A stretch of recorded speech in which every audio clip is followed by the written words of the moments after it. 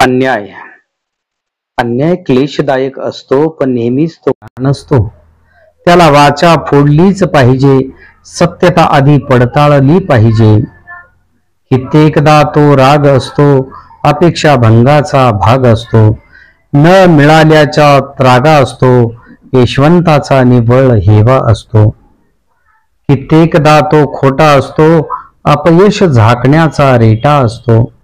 कुठल्याही प्रमाणाशिवाय असतो, केवळ गर्दीचा आवाज असतो.